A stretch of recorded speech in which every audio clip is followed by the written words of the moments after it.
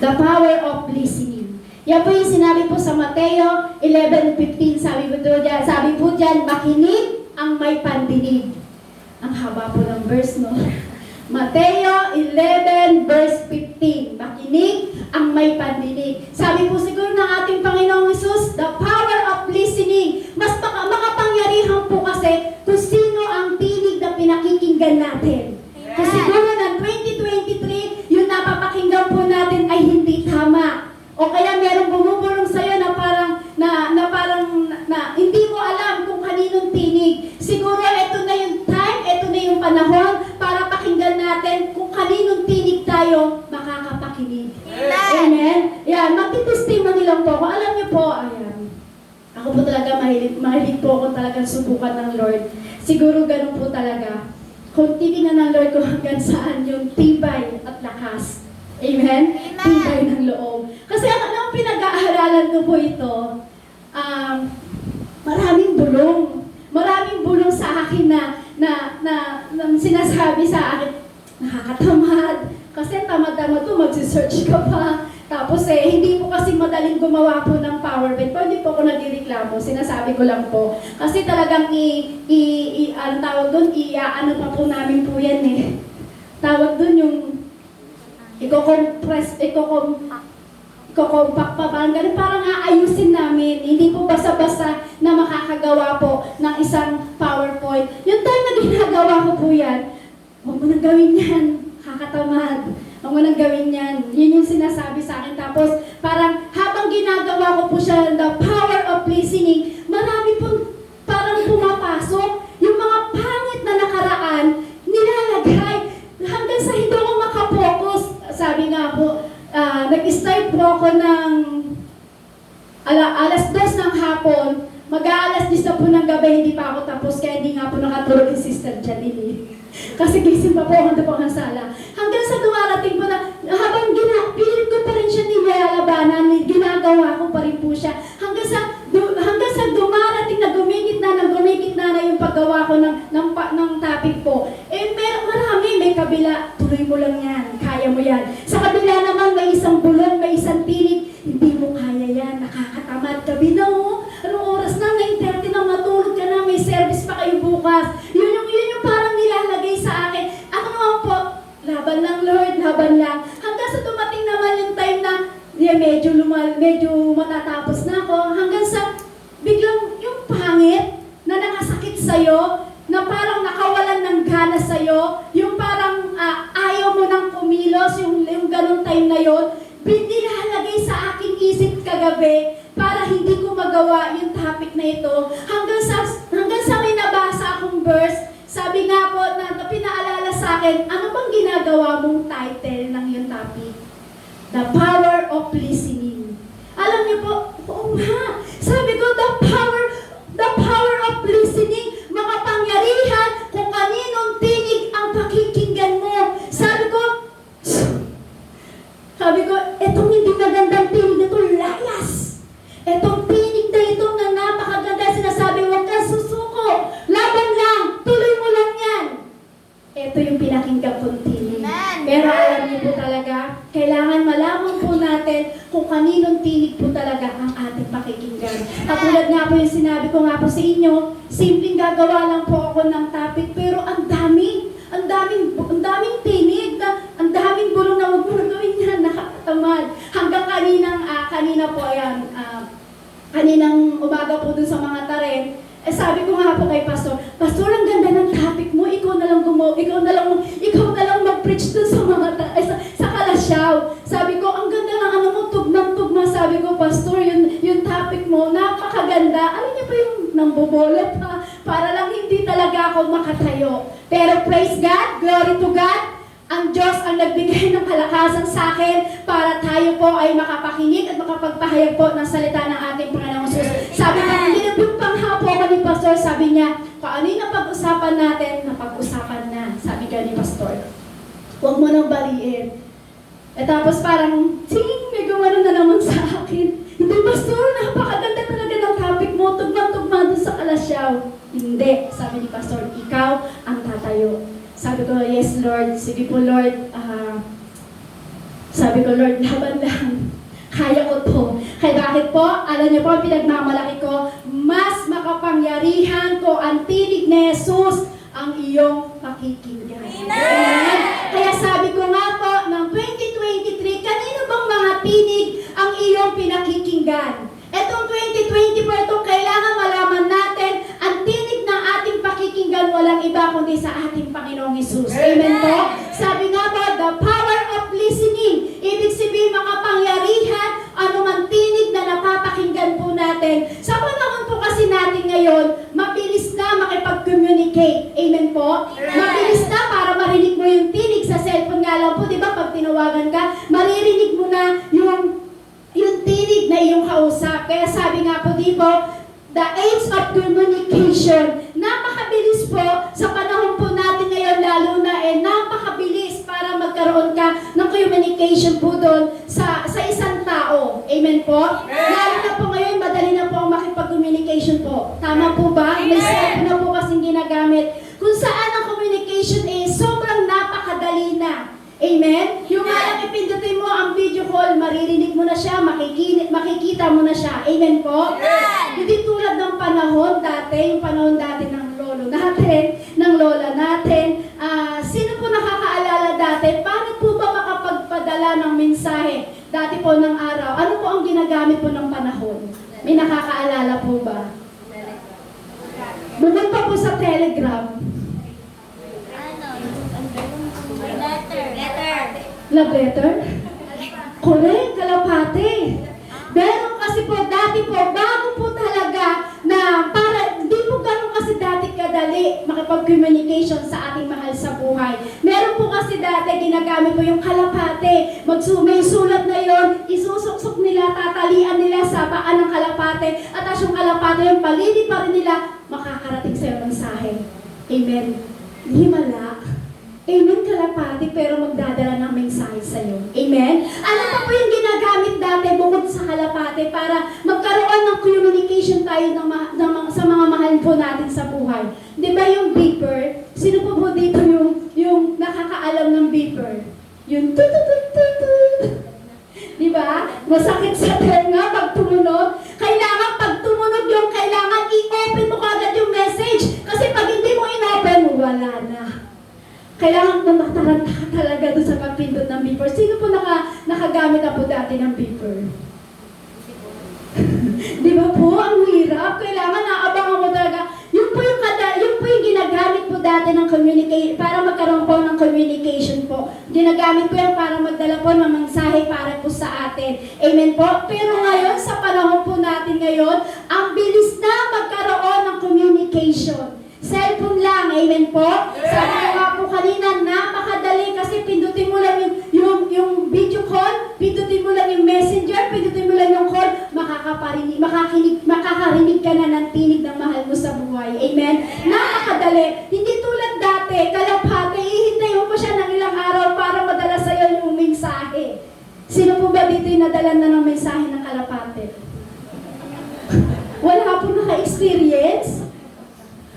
Ay, wala po. Kasi kwento lang po sa akin ng lola ko yun, pero totoo daw po yun. Na yung kalapati daw po talaga ang makakapagdala ng mensahe. Kaya lang hihintayin mo ng ilang araw, malas ka pa pag naligaw ang kalapati. Amen. Pero sa panahon po natin ngayon, napakadali na. Napakadali na kasi ang ating technology po ngayon ay masyado ng advanced na sinasabi nila. Napakadali na po na makipag-communicate po. Kaya ngayon po, syempre sa sobrang madali makipag-communicate, kailangan makita natin at malaman natin kung kanino bang tinig ang ating pakikinggan. Amen po? Sabi po sa Santiago chapter 1 verse 19, kaya nga mga minamahal kong kapatid, ang bawat tao ay dapat maging maagap sa pakikinig at maging mahinahon sa pagsasalita at hindi madaling mabuot. Ulitin ko po, Santiago chapter 1 verse 19, kaya nga mga minamahal kong kapatid, ang bawat tao ay dapat maging maagap sa pakikinig at maging mahinahon sa pagsasalita at hindi madaling mapuot. Ngayon po sa panahon po natin ngayon, sabi nga po dyan, dapat maging maagap sa pakikinig. Tama po? Sabi nga, dapat maging maagap sa pakikinig at maging mahinahon sa pagsasalita at hindi madaling mapuot. Sa panahon po natin kasi, sa panahon po kasi natin po ngayon, napakabagal na po nating makinig. Tama po ba? Amen. Sa panahon po natin, napakabagal na makinig, pero ang bilis magsalita, ang bilis maghalit, ang bilis mapuot, pero ang bagal makinig. Amen po? So ano po ang kailangan po natin? Ang sabi po, ang kailangan po nating paraan na ang kapangyarihan daw po ng pakikinig sa ating Panginoong Hesus, yung kailangan marinig mo talaga, yung tinig ng Diyos. Yung sinasabi na dapat maging maagap sa pakikinig. Kung ano man yung tinig na ibinibigay sa ng Lord, pakinggan mo yun. Kasi sa panahon ngayon, ang bagal ng makinig ng tao. Ang bagal ng makinig ng isang tao sa tinig ng Diyos. Bagkus, ano po ang nangyayari sa panahon po natin ngayon? Mabilis nang magsalita.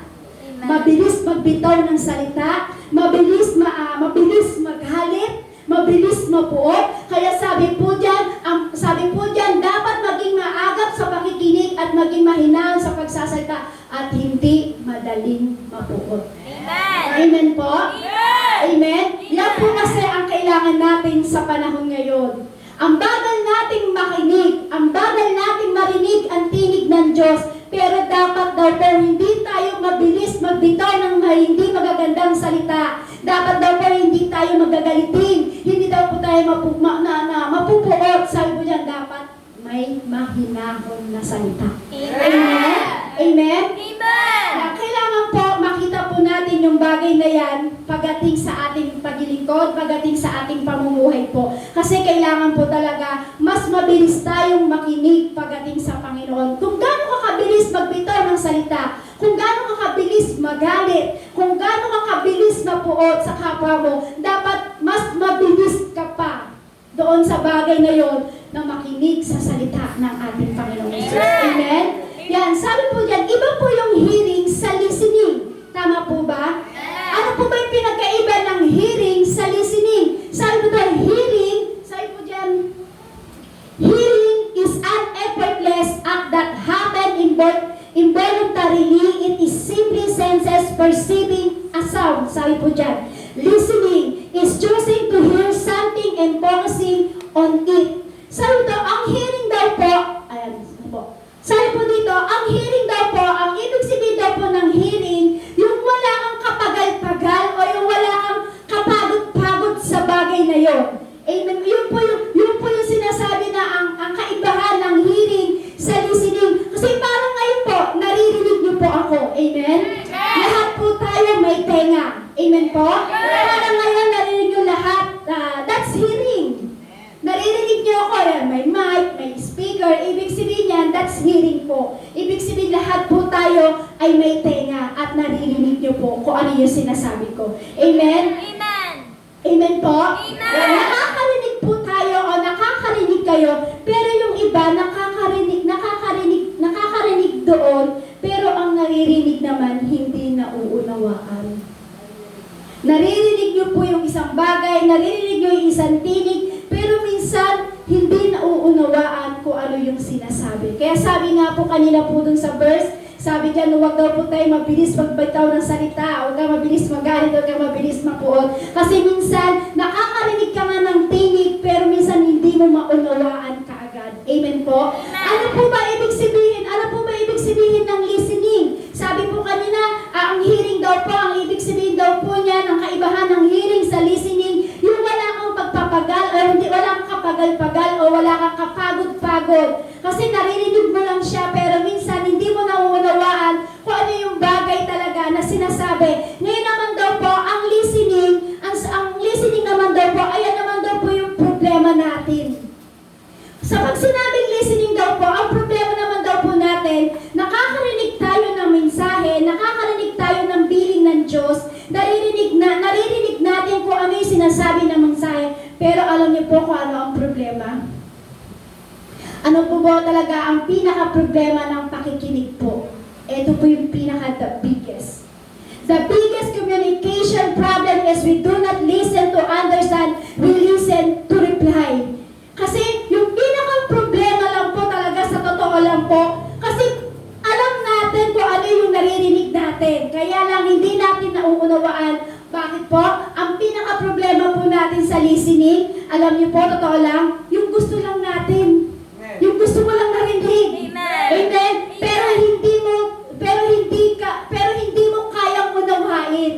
Amen po? Amen. Kaya alam niyo po, kailangan makita po natin talaga kung sino po talaga yung tinig na pakikinggan natin. Yan po yung sabi niyan, the biggest communication problem is we do not listen to understand, we listen to reply. Kasi kailangan po natin malaman talaga kung kaninong tinig. Halimbawa, katulad na lang po sa mag-asawa.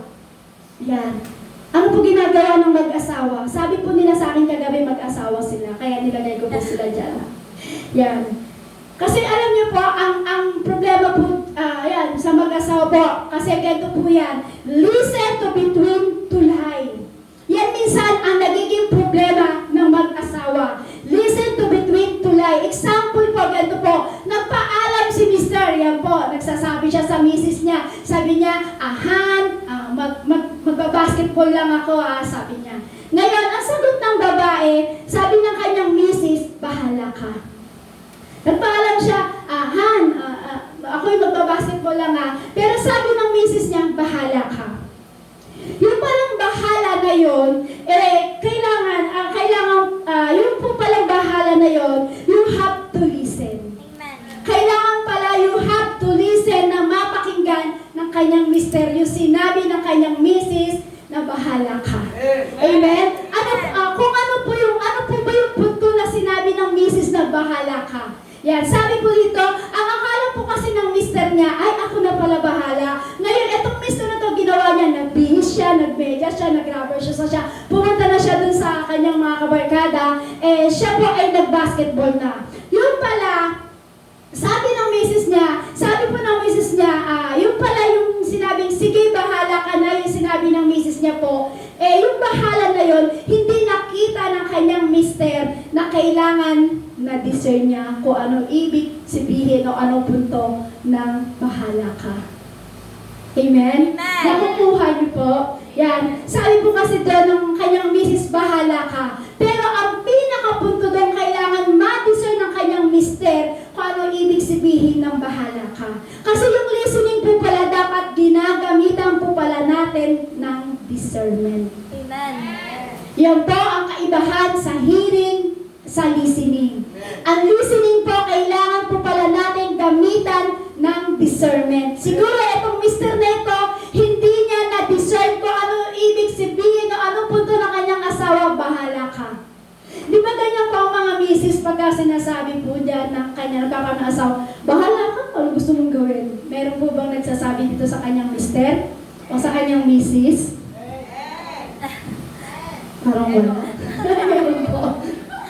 Yan. Ibig sabihin pala, ang listening ay kailangan po natin pala ito gamitan ng discernment.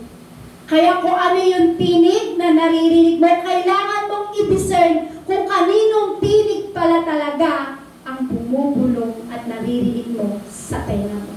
Amen. Amen? Amen. Amen? Ang discernment po, ang problema po kasi ngayon, sa generation po natin ngayon, ang bilis na po kasi nating magalit. Kaya hindi mo na ma-discern kung ano yung bagay na ipinapahiwatig ng mensahe. Sa generation po kasi natin ngayon, ang bilis nang magalit. Ang bilis nang magsalita, pero ang bagal naman nating makinig. Kaya sabihin mo sa katabi mo, may kapangyarihan, ang pakikinig. Ulitin mo, may kapangyarihan, ang pakikinig. Kanino po tayo makikinig? Kay Jesus. Makikita natin mamaya kung talaga kay Jesus tayo nakikinig. Amen? Amen. Yan. Sabi po dito, our God listen. Listen, sabi po dito. Alam niyo po ba, ang ating Panginoong Hesus po pala, siya po pala ay nakikinig sa bawat panalangin ng isang anak niya. Amen. Amen? Sabi nga po sa awit 66 verse 19, ngunit tunay na pinakinggan ako ng Diyos at ang dalangin ko ay kanyang sinagot. Sabi po dyan, awit 66 verse 19, ngunit tunay na ipinakinggan ako ng Diyos at ang dalangin ko ay kanyang sinagot. Totoo naman po talaga, once na ikaw ay manalangin sa Panginoon, nakikinig po ang Diyos. Diyos. Amen. Amen? Amen. Kasi minsan ganito po yung sinasabi ng iba eh. Minsan sinasabi po ng iba, hindi naman talaga hindi nakikinig ang Diyos sa aking panalangin. May nakapagbitaw po ba ng ganon sa Panginoon? Na minsan nasabi mo sa sarili mo, hindi naman pinakinggan ng Diyos yung panalangin ko, pero sabi po dyan sa awit 66, ngunit tunay na pinakinggan ako ng Diyos at ang dalangin ko'y kanyang sinagot. Lahat naman po tayo sinasagot ng Diyos ang ating panalangin. Bakit? Kasi naririnig ng Diyos ang tinig mo para manalangin sa Kanya. Amen? Amen. Kaya lang po ang iba, ganito po ang sinasabi. Hindi naman nakikinig ang Diyos sa panalangin ko. Hindi naman ako pinakikinggan ng Diyos sa bawat prayer ko. Hindi nga tinugon ng Lord. 10 years ko lang pinapanalangin. Hindi pa ako tinugon ng Lord. May right time po dyan. May panahon po yan. Siguro hindi pa time para pakinggan ng Diyos kung anong panalangin ng bawat isa sa atin. Amen po. Ibig sabihin po, ganito po yan. Ganito po yan. Yung hindi po lumalabas sa bibig mo na panalangin, pinakinggan din po pala ng Diyos yan. Kaya sinabi po dyan, di ba? Ngunit tunay na pinakinggan ako ng Diyos at dalangin ko'y kanyang sinagot. Sinasagot naman po talaga ng Diyos ang ating panalangin. Kaya lang po, minsan ganito po, minsan po sa ating buhay, o minsan ko ano man po yung hindi lumalabas sa bibig natin, sinagot pa rin po ng Lord po yun. Amen? Kung ano yung yung hindi lumabas sa labi mo na panalangin, sabi ng Diyos, dalangin ko'y kanyang sinagot. Kahit hindi sinabit ng labi mo yun dahil nakikinig ang Diyos sa iyong panalangin, tinugon pa rin ng Lord. Amen? Isipin niyo po, imagine niyo po, hindi yung marami kang pinag-pray, marami kang pinalangin, pero yung isang bagay na hindi lumabas sa labi mo, na hindi mo na ipanalangin, yun pa ang tinugon ng Diyos sa iyo. Amen. Amen? Amen po? Amen. Yun po yung pinakinggan ng Diyos sa iyo. Kaya sabi niya nga po, dalangin, sabi po ng ating Panginoong Sus, sabi po niya sa awit, ngunit tunay na pinakinggan ako ng Diyos at ang dalangin ko yung kanyang sinagot. Bakit po? Yung bagay na hindi mo na ipanalangin, nasagot din po ng ating Panginoon Sus. Amen? Ganun po ang Diyos na makinig sa atin. Kaya lamang po, tayo po minsan mga tao ang mabagal na makinig pagdating sa Diyos. Pero sa bawat panalangin po natin, nakikinig po ang Diyos. Amen? Kaya lang po sabi ko nga po sa inyo, ang listening kailangan ginagamitan ng discernment. Kasi kung merong sinasabi o merong tinig na ibinubulong ang Diyos sa iyo, pero kung hindi mo gagamitan ng discernment to, hindi mo malalaman na yung pala yung sasagutin sa panalangin mo ng ating Panginoong Hesus. Amen? Yun po ang kailangan po natin sa panahon po natin ngayon. Amen? O kaya naman po, minsan ganito po ang nangyayari po sa atin. Kasi ang Diyos po, ganun po siya makinig. Na kahit hindi lumalabas sa labi mo, pinakikinggan niya at naririnig din po niya kung ano yung panalangin mo. Kaya kung ano yung bagay na hindi niya pa, anong bagay na hindi lumabas sa bibig mo, narinig na rin po ng Diyos po yun. Amen po? Nakinig na rin po ang Diyos po yun kasi bakit po? Ang Diyos ang makakabasa ng isip ng isang tao. Amen? Amen? Minsan pa nga po kung ano yung hindi mo nabanggit na salita, minsan kulang pa nga sa salita, pero kahit kulang ka sa salita, pero ang Diyos nito, dahil nakikinig sa tinig mo, sinagot pa rin ng Diyos ang panalangin mo. Amen? Amen po? Amen. Kasi kailangan po sa panahon po natin ngayon, pakinggan natin kung ano yung mga bagay na ibinubulong po sa atin ng ating Panginoong Hesus. Sabi nga po sa John chapter 9 verse 31, alam natin hindi pinakikinggan ng Diyos ang mga makasalanan, pero ang sino mang may takot sa Diyos ay gumagawa ng kanyang kalooban ay pinakikinggan niya. Maaari po ba natin basahin ng malakas? Nakikita niyo po ba? Yan. Sige po, basahin po natin ng malakas po. Sabi diyan, alam natin hindi Pinakikinggan ng Diyos ang mga makasalanan, pero ang sino mang may takot sa Diyos at gumagawa ng kanyang kalooban ay pinakikinggan niya. So, ang ibig sabihin po pala, hindi nakikinig ang Diyos sa mga gumagawa ng kasalanan. Amen? Sabi po dyan, alam natin hindi pinakikinggan ng Diyos ang mga makasalanan. Pero ang sino mang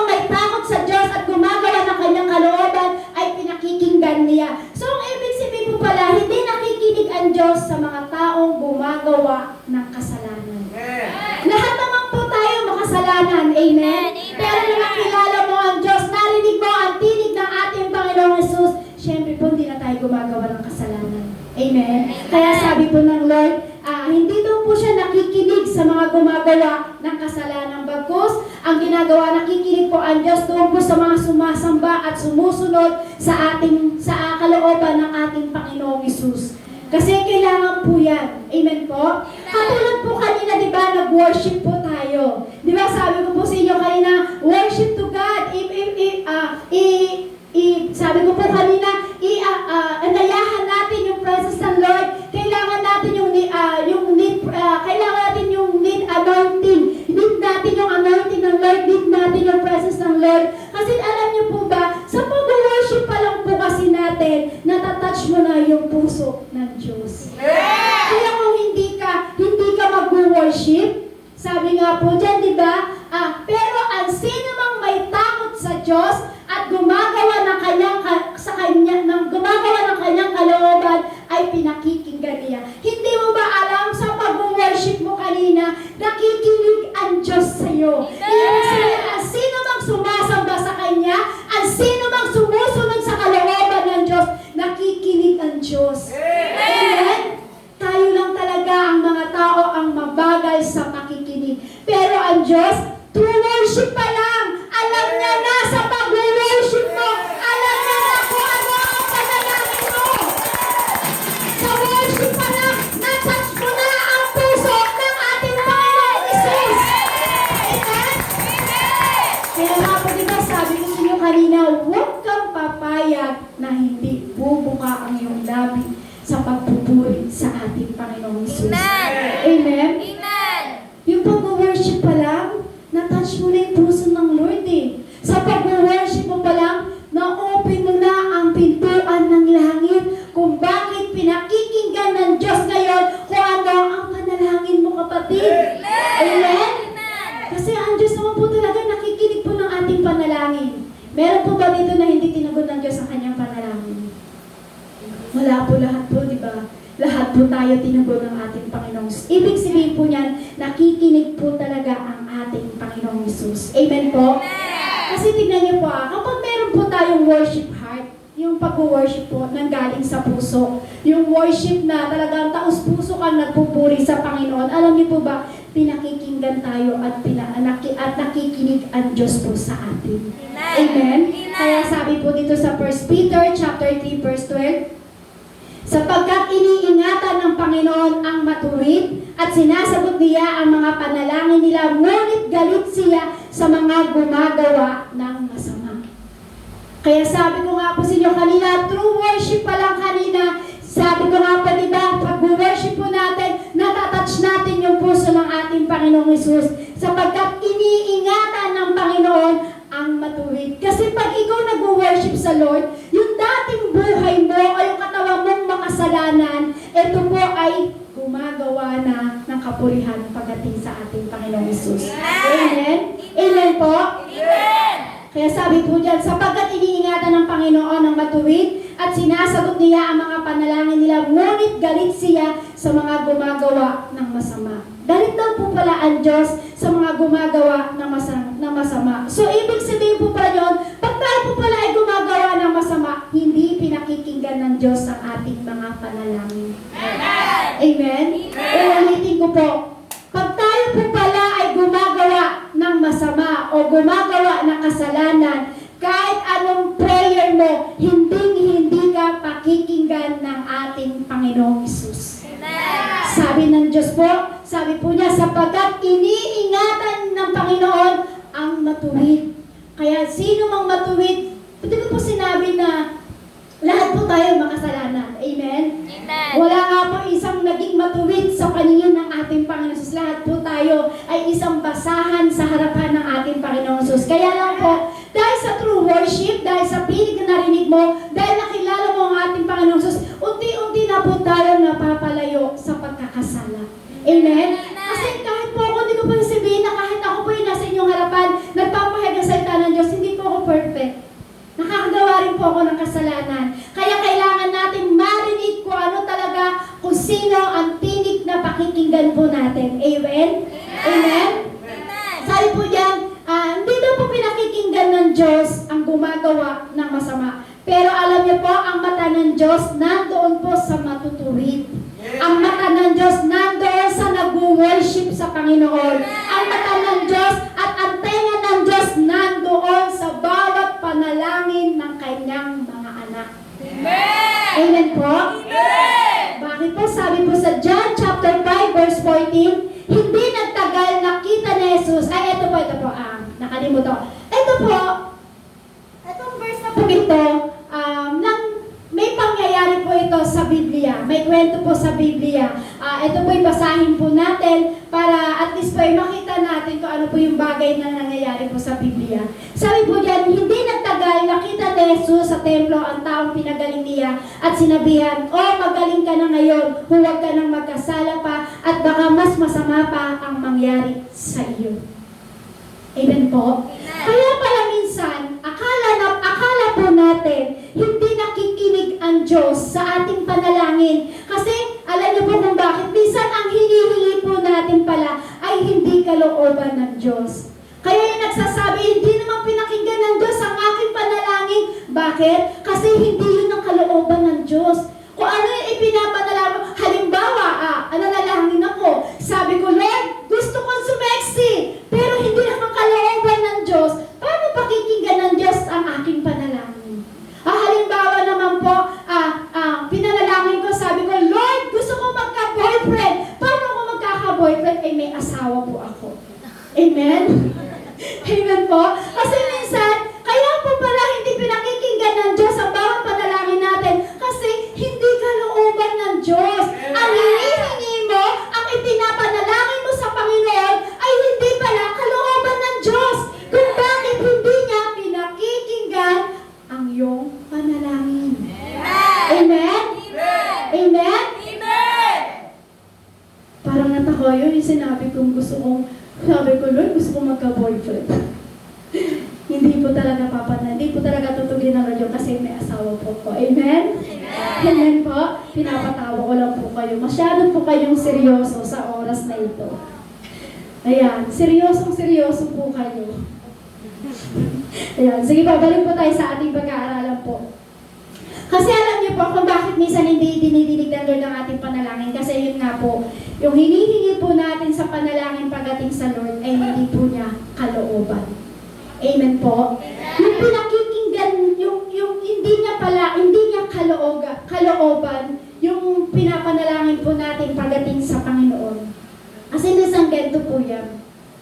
Kasi minsan po, yung pinakikinggan po natin, ay kasi po minsan yung pinakikinggan po natin, dapat yun yung makakabuti sa atin eh. Tama po? Dapat yung pinapakinggan mo, dapat yun yung makakabuti sa atin. Kaya sabihin mo sa katabi mo, ang nakikinig sa Diyos ay may ano po?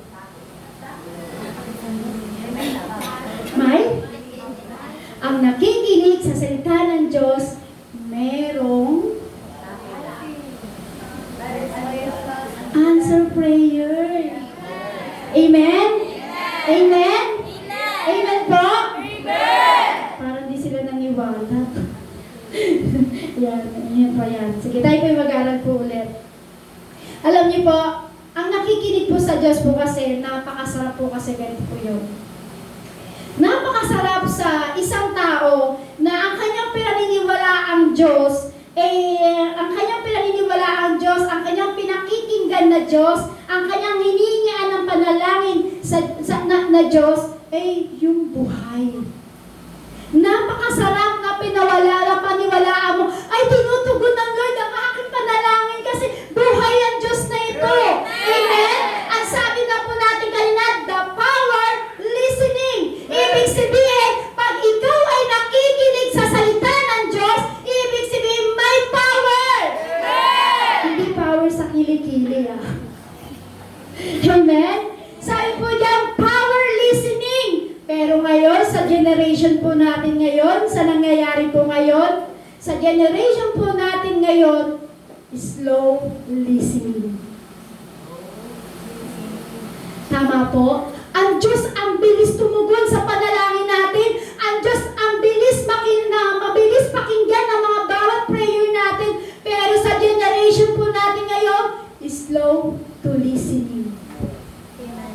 Ang bagal makinig, pero ang bilis magbitaw ng salita. Ang bagal makinig, pero ang bilis magbigay ng opinyon. Ang bagal makinig, pero ang bilis naman maghalit. Yan ngayon ang nangyayari sa generation natin ngayon. Ang Lord, ang bilis pakinggan ng panalangin mo. Kahit hindi lumabas sa labi mo, in-answer prayer ka ng Lord. Pero sa generation natin ngayon, slow to listening. Ang bagal. Ang bagal makinig. Pero ang bilis maghalit. Ang bilis mabuot. Ang bilis magbitaw ng opinyon. Ang bilis magbitaw ng salita. Pero ang bagal makinig sa tinig ng Diyos. Amen? Amen! Amen? Amen! Kaya alam niyo po, ang problema po natin ngayon sa generation po natin ngayon, ay yung meron tayong pinakikinggan. Pero mali naman yung pinakikinggan. Amen? Hindi natin minsan sinasala kung ano o kung sino ang ating pakikinggan.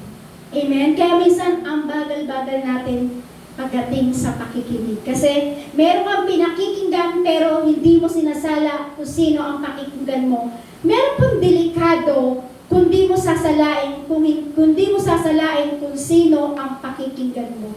Amen? Amen! The danger of listening to the wrong voice. Nakikita niyo po yung mga picture, yung mga image. Sabi po dyan, napakadelikado kung hindi mo sasalain kung sino ang pakikinggan mo na salita. Amen? Kaya sabi po dyan, the danger of listening to the wrong voice. Ang dami hindi mo alam kung sino pakikinggan mo dyan. Meron po bang ganyan nakaka-experience? Yung parang hindi mo alam kung sino talaga yung pakikinggan mo. Kaya sabi nga po kanina, the power of listening. Amen! Makapangyarihan ang pakikinig. Kaya sabi po ng Biblia kanina, makinig ang may pandinig. Kasi sa generation po natin ngayon, hindi mo na alam kung sino ang nagsasalita sa iyo. Hindi mo alam kung sino ang pakikinggan mo. Sa generation po natin ngayon, napakadelikado kung hindi natin sasalain ang mga napapakinggan natin. Amen? Amen? Sabi din, there are voices that we allow that shape your mind and soul. Sabi po dyan, alam niyo ba kung ano ang pinakikinggan natin? Kung ano ang pinakikinggan mo, yan daw po ang mag-shape sa isip at sa kaluluwa mo. Kung ano pa rin pinakikinggan mo, yun daw po pala ang mag-shape sa isip mo. Yun daw po pala ang mag-shape sa kaluluwa mo. Kung sino ang pinakikinggan mo, kapatid. Amen? Kaya kailangan daw po maging maselan ka. Hindi maselan sa pagkain, hindi maselan sa damit. Sabi po dito, kailangan maging maselan ka kung sino ang iyong pakikinggan. Amen? Amen! Katulad ng sino po dito nakikinig kay Kibuloy? May nakikinig po ba kay Kibuloy dito? Wala po. Huwag niyo po pakikinggan nyo kasi sabi po ni Kibuloy, inangkin niya na siya na daw po si Jesus. Sabi niya, ako si Jesus. Ako yung tagapagligtas. Huwag po kayo makikinig kay Kibuloy. Kasi si Kibuloy, pag yan napakinggan nyo, mag-shape sa isip at kaluluwa nyo na hindi maganda. Amen! Hindi siya ang Diyos. Inangkin niya na siya ang Diyos. Hindi siya ang Diyos, walang iba, kundi ang ating Diyos na tagapagligtas, kundi ang ating Panginoong Hesus. Amen? Amen? Kaya kailangan maging maselan ka sa pakikinggan mo, kapatid. Kasi it will shape in your mind. Kung hindi ka magiging maselan sa pakikinig mo, it will shape in your mind. Yan ang huhulma sa isip mo at kaluluwa mo. Kaya pala ganun tayo mag-isip. Kaya pala ganun ka mag-isip. Iba pala ang pinakikinggan natin. Kaya pala ganun ka mag-isip. Kaya pala ganun tayo mag-isip. Kasi ang pinakikinggan natin sa panahon ngayon ay hindi magaganda. Amen?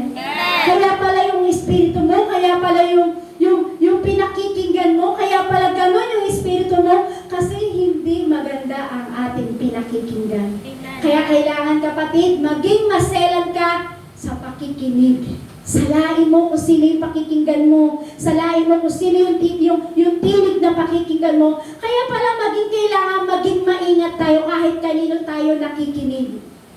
Kahit ba sa nanay mo yan, sa tatay mo yan, kailangan maging maingat ka bilang ikaw na naglilingkod sa Lord. Kailangan maging maingat ka pala sa pakikinig. Kahit kanino ka pa nakikinig, kailangan maging maingat ka. So, sino-sino ba ang nagsasalita at nangungusap sa buhay po natin? Marami po, di ba? Maraming nagsasalita, maraming nangungusap sa bawat buhay po natin. Kaya kailangan, sabi, mag-ingat ka, maging maselan ka, maging salain mo ang sino mang pakikinggan mo. Sino ba at ano-ano ba ang pwedeng pakinggan bilang tayo'y anak ng Diyos o tayo bilang isang tao? Sino ba at ano-ano ba yung bagay na pwede nating pakinggan? May pangyayari po kasi, ito po ulit sa Bible, may pangyayari po ito sa Bible. Sabi po sa Mateo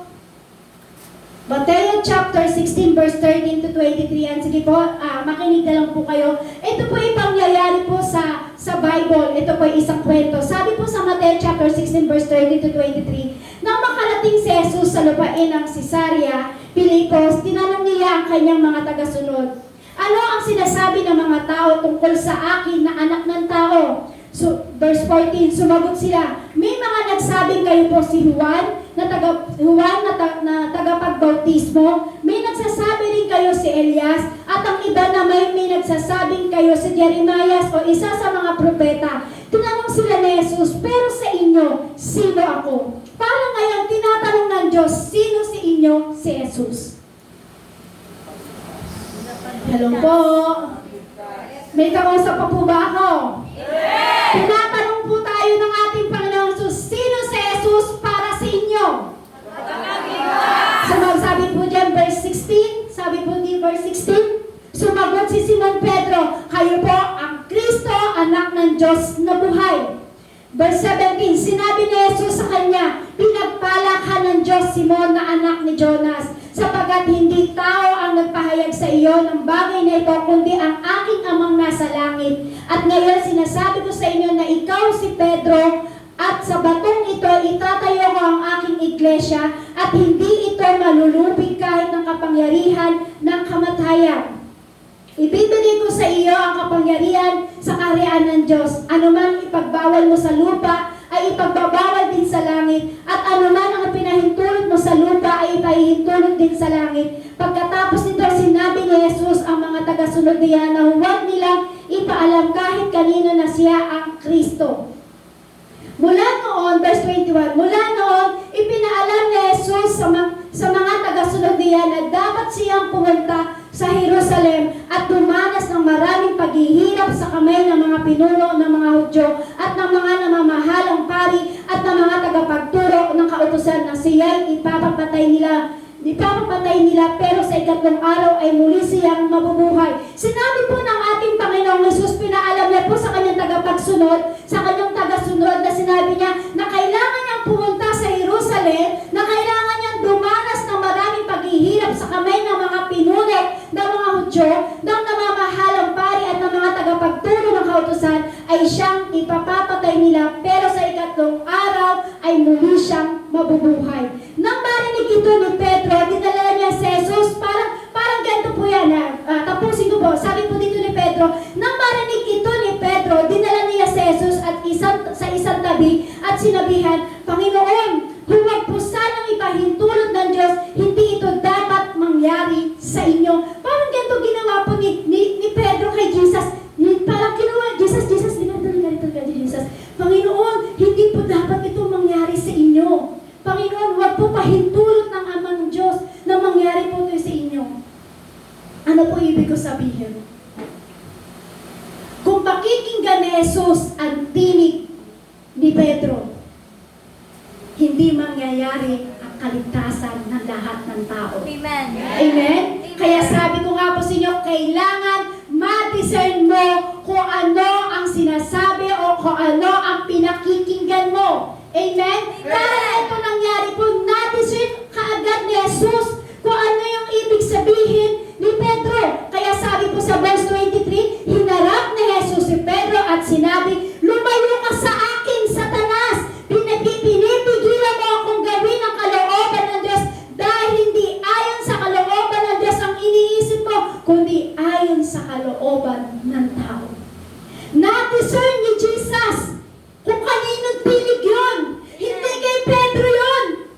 Hindi kay Pedro yung tinig na yun kasi sinabi ni Jesus, kailangan niya pumunta sa Jerusalem at dumanas ng maraming hirap sa mga pinuno ng Hudyo, sa mga pari, kasi kailangan niyang mangyari yun. At sa pagdating sa ikatlong araw, siya'y muling mabubuhay. Kung pinakinggan niya si Pedro, hindi mangyayari ang kaligtasan nating lahat. Kaya ano sabi po ni Jesus? Na-discern niya na hindi si Pedro yun. Na-discern niya na si Satanas yun. Kaya sabi niya, hinarap ni Jesus si Pedro, pero hindi si Pedro po yun. Sabi ni Jesus, lumayo ka sa akin, Satanas! Pinipigilan mo ako sa akong gawin ang kalooban ng Diyos. Sabi po nito, dahil hindi ayon sa kalooban ng Diyos ang iniisip mo, kundi ayon sa kalooban ng tao. So ano po ang nangyari kay Pedro? Tumanggap po si Pedro pala ng revelation, pero mali naman pala ang application. Sabihin mo sa iyong katabi, pwede pala tumanggap ng revelation,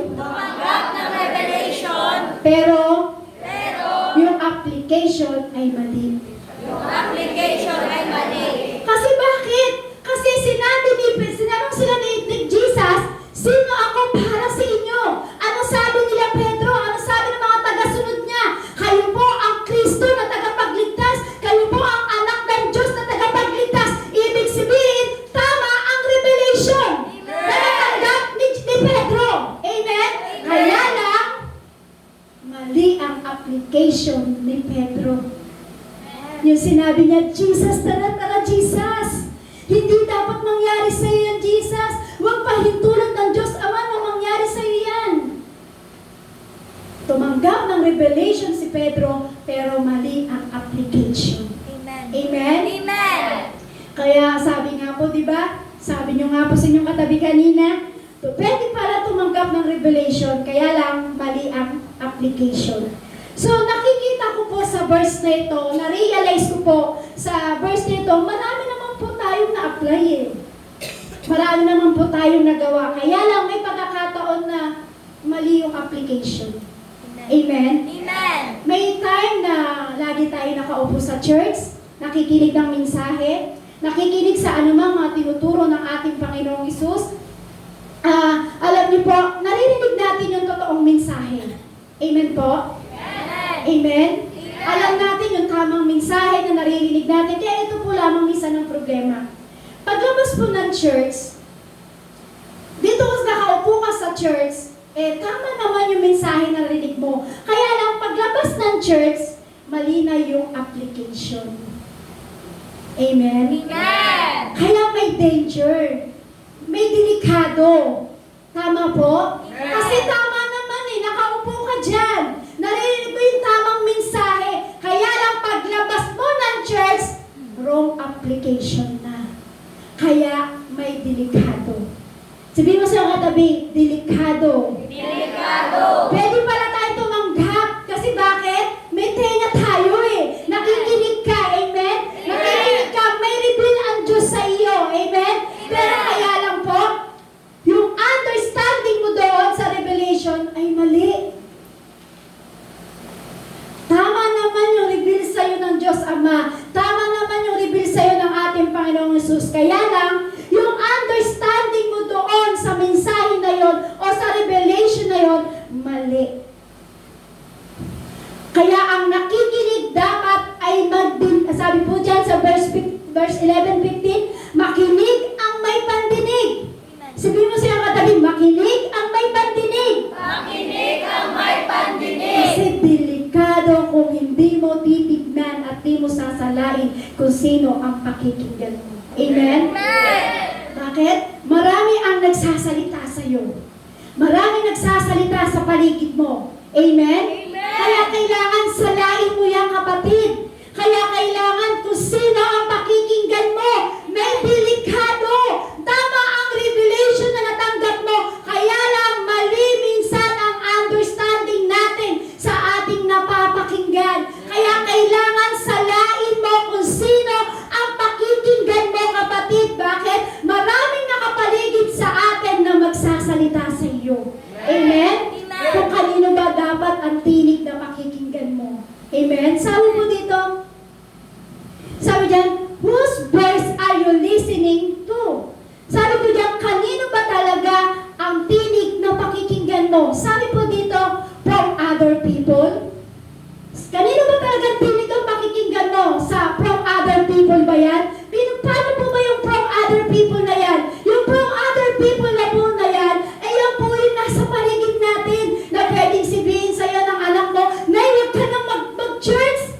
Nay, huwag ka nang sumamba, Nay. Samahan mo muna ako, mag-mall muna tayo. Kaninong tinig? Hindi sa Diyos, kundi sa tao. Amen? Pwede naman sabihin din sa'yo ng kumahari mo, sabihin sa'yo, huwag ka nang mag-church. Lalakad tayo ngayon, may racket tayo. Kaninong tinig? Sa tao. Kaya sabi, salain mo kung kaninong tinig ang pakikinggan mo.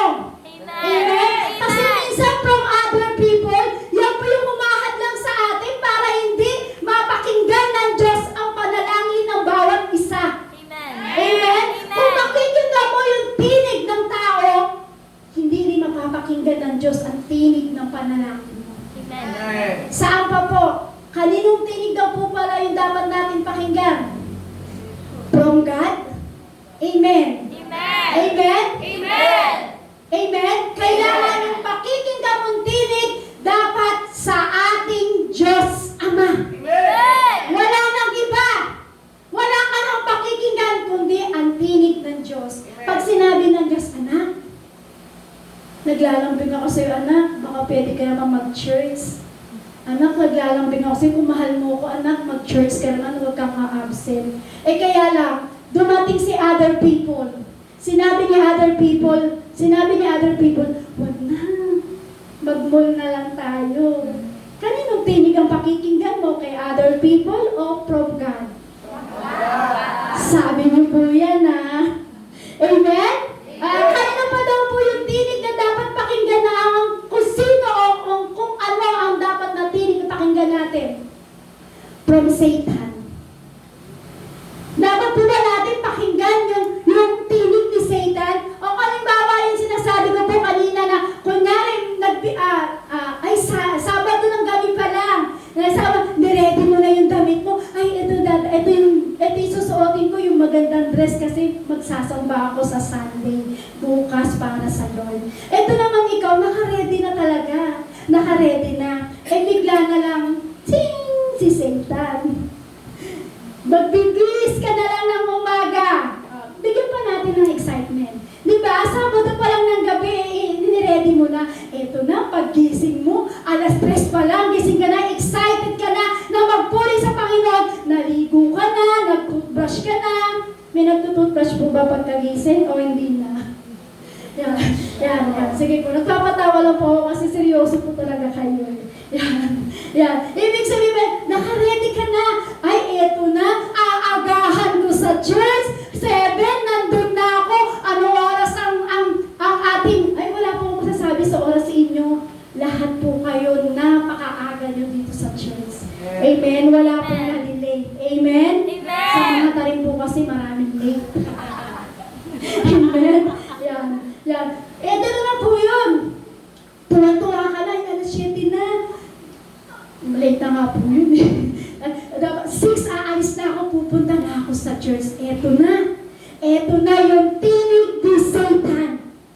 Sabi ni Satan, huwag ka na mag-church, masakit yung ulo mo eh. Huwag ka na mag-church, wala kang pamasahe.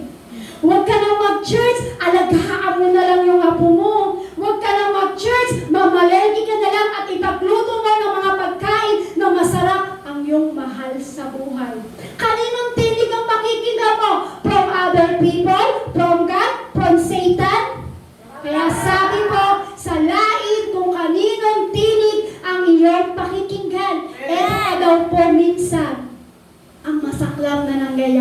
ito ang tinig na pinakinggan mo. From yourself. Amen? Amen. Sabi po dyan, isang delikado din palang bagay na makinig ka sa sarili mo, lalo na kung mali ang puso mo, kapatid. Amen? Amen. Sabi po dyan, who is the loudest voice in your ears? Pakibasa nga po ng malakas. Sabihin mo sa katabi mo, ng malakas. Who is the loudest voice in your ear? Sabihin mo sa iyong katabi, sino ang pinakamalakas na tinig sa tenga mo? Sino ang pinakamalakas na tinig sa tenga mo? From other people ba yan? From God ba yan? Kay Satanas ba yan? O sa sarili mo? Amen? Kaya ang sagot ng kaya nga po 'di ba? Yung kanina po 'di ba yung mister na nagpaalam sa kanyang misis, 'di ba? Ang sagot po ng misis, 'di ba? Sa bahala ka. Hindi alam ng mister kung kanino yun, from other people, from God, kay Satan, o sabi po dyan, from yourself, sabi po dyan. Amen? Kaya sabi po, kanino ba pinakamalakas na tinig pagdating sa tenga mo? Sino po ba yung pinakamalakas na tinig sa tenga mo, kapatid? Dapat ang Diyos ang pinakamalakas na tinig sa tenga mo. Amen? Hindi from other people. Hindi from Satan. Hindi from yourself. Kailangan ang pinakamalakas na voice o tinig sa tenga mo. Walang iba kundi ang ating Panginoong Jesucristo. Amen? Amen? Kasi minsan, ganito po tayo eh. Wala na akong pakialam kung anong sasabihin sa akin ng iba. Okay na yun. Kahit pagchismisan nila ako, kahit anong sinasabi nila, wala na akong pakialam. Alam niyo po, ang pinakadelikado pakikinggan po natin, kundi ang ating sarili. Parang ganito. Amen? Yung ikaw na yung nagsasalita, pero ikaw din yung nakikinig sa sarili mo.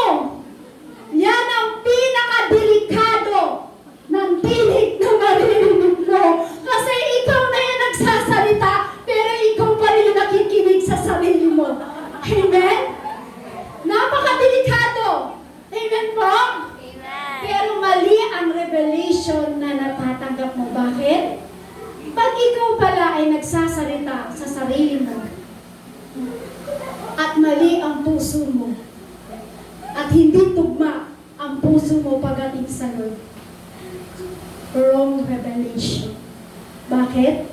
Ikaw ang nagsasalita sa sarili mong tinig. Pinakikinggan mo ang sarili mong tinig. Amen?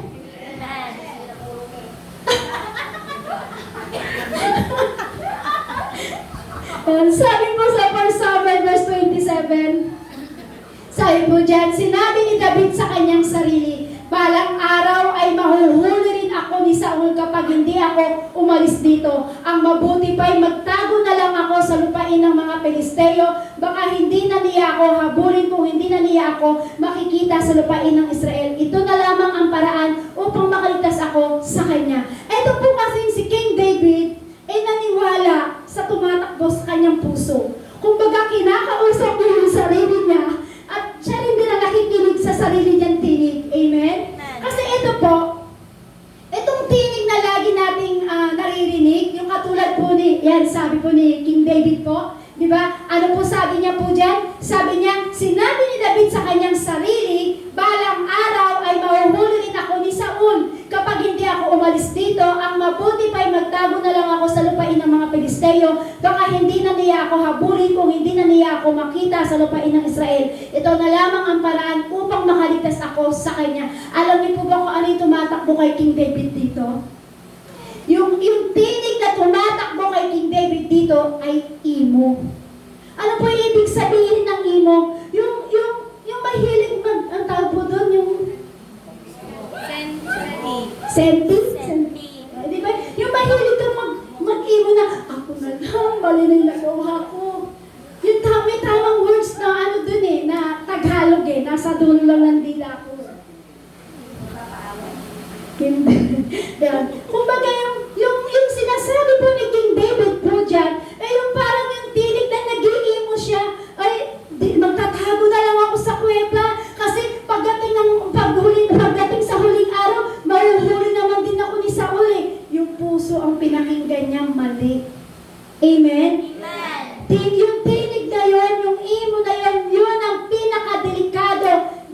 na kung lagi kang nag-iimo. Napakadelikadong tinig yun. Si David po kasi, alam naman niya na inangin siya ni Yahweh. Alam naman niya, binuhusan siya ni Yahweh ng langis. Alam naman ni David na magiging hari siya. Marami na nga napatay si King David eh. Amen? Marami na siyang napatay. Siya na nga rin po nakapatay ng mga higante. Katulad ni Goliath na napatay niya. Alam niya na anoint siya ni Yahweh. Marami siyang napatay. Amen? Kaya lang, dahil sa tinig na pinakinggan niya, yung mismong sarili niya na mahilig mag-imo, puro na lang yung parang nagdadrama, yan. Mahilig lang siyang magdrama sa kanyang puso. Alam niyo po ba, sabi niya, magtatago na lang ako sa kuweba. Magtatago na lang ako sa kuweba kasi kailangan kong taguan si Saul kasi mapapatay niya ako. Amen? Sinabi niya sa kanyang sarili, kailangan kong magtago sa kuweba, mahuhuli ako ni Saul, mapapatay ako ni Saul.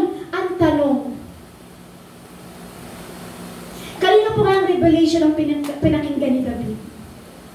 Kay Yahweh po ba o sa puso niya? Alam ni King David na siya'y magiging hari. Alam ni King David na hari na siya, inanoy na siya at marami na siya napatay. Kaya lang dahil sa from yourself na voice na pinakinggan niya, yun, naging imo si King David. Amen? Amen? Ang tanong, tama